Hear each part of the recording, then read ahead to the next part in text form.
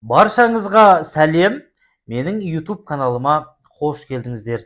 Сіздерге алдағы уақытта қазірде өте дамуымызға пайдалы ақпараттар беретін боламын. Бүгінгі тақырып өмірді жеңіл сүруді қаласаң деп аталады. Үш қағиданы бөлсем, соны жасау арқылы сіздер өз өмірлеріңізді жеңілдете аласыздар. Ең бастысы айтқан нәрсеге амал істесеңіздер болғаны. Жалпы кез келген менің YouTube'қа шығатын шығарылымымды мұқият тыңдап, соны өздеріңізге түртіп отырсаңыздар пайдалы болады. Ендеше бастайық.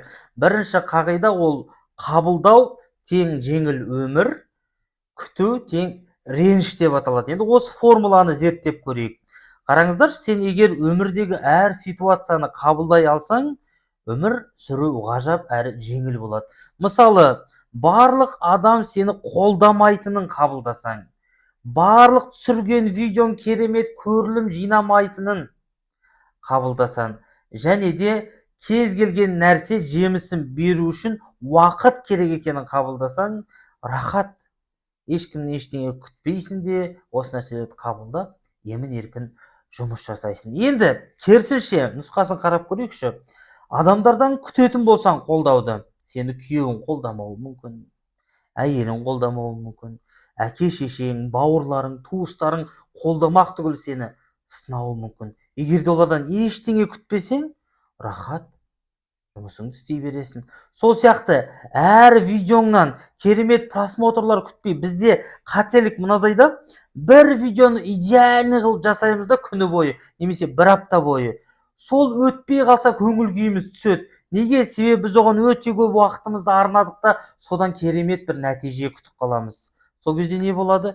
Көңіл күй түседі. Яғни қараңызшы, адамдардың бәрі қолдайды деп күтсек, не істейміз?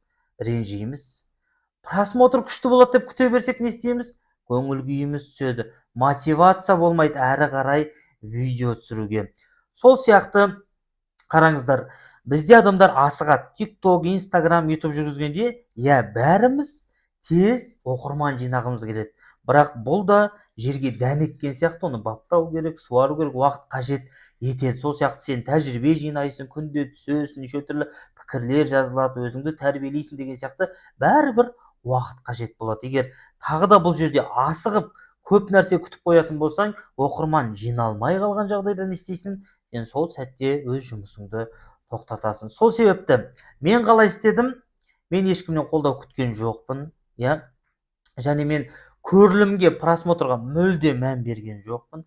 Тек қана әрекет жасай бердім. Осы күнге дейін TikTok пен Instagramға 2800-ден астам видео салған екенмін. Ол ненің нәтижесі? Ол барлық осы айтып отқан дүниелерімді қабылдаудың нәтижесі. Әйтпесе мен де бүкіл адамнан қолдау күтетін болсам, бүкіл видеоларым күшті өткенін қаласам, онда бір күні сынып қалатын едім. 2800 видеоның ішінде бір 300-400 ғана керемет просмотр жинаған шығар, ал қалғаны 2000-нан аса видео жай ғана менің Томас Эдисон сияқты мен әрекет жасап көрдім дейді, тәжірибе жинадым. Сол сияқты ол менің бар болғаны әрекетім, жасаған амалым. Сол себепті бір нәрсе жасайсыздар ма, көп нәрсе күтіп қоймаңыздар. Лучше жасай беріңіздер, әрекет істей беріңіздер. Екінші дүние, мен ноутбугыма қарап сіздерге айтып отырамын, шатысып кетпеу үшін, жүйелі болу үшін, сондықтан оған қатты назар аудармай қойыңыздар. Екінші дүние, еш нәрсені қиындатпа. Мысалы, видео түсіргенде студия керек, киімім әдемі болу керек, немесе шашымды алу керек деп біз көбінесе өзімізді әурелеп қоямыз. Негізі осы видеодан кейін де қалаған киіміңізбен видео түсіріп көріңіздерші. Ешкім сіздің неге киімің мындай, фоның неге мындай, шашың неге андай деп әңгіме айта қоймайды. Өйткені адамдарға сіздің фоныңыз, сіздің шашыңыз емес, беретін ақпаратыңыз маңызды. Сол себепті ақпаратқа мән беріңіздер. Яғни мен тағы не істедім? Жүрген жерімде байқасаңыздар видео түсіре беремін. Базарда жүрсем де, көшеде жүрсем де, офисте, үйде, қандай киім үстінде бәрібір түсіре беремін. Яғни еш нәрсені қиындатқан жоқпын. Ол да маған өз нәтижесін беріп келе жатыр. Бізде мынадай нәрсе бар. Бір нәрсе жасау үшін обязательно бір нәрсе қажет деп ойлаймыз. Мысалы, видео түсіру үшін немесе блог бастаймыз десек, iPhone қажет, штатив қажет, петличка қажет деген сияқты, сөйтіп өзімізді әуреге салып қоямыз, не істейміз?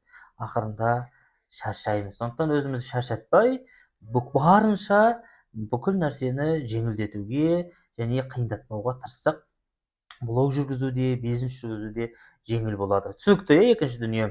Еш нәрсені қиындатпа. Үшінші нәрсе, қарапайым бол. Өзіңді шаблондарға салма.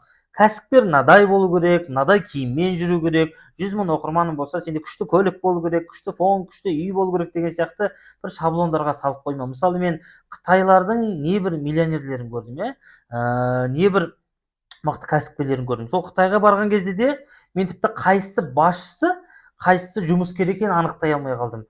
Қарасам, анау керемет бизнесін жасап жатқан бизнесмен, бірақ өзі скотч ұстап жүр, өзі процесстің ішінде жүр. Өйткені ол қарапайым, оған сол өмір ұнайды. Иә, әр адамда әртүрлі, былайша айтқанда, ұстаным бар.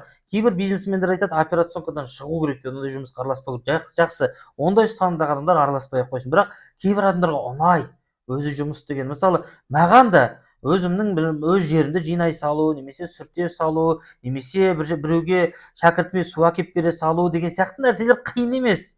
Ананы бір көмекші керек, ол маған бір нәрсе әкелу керек деген сияқты нәрсе маған ұнамайды.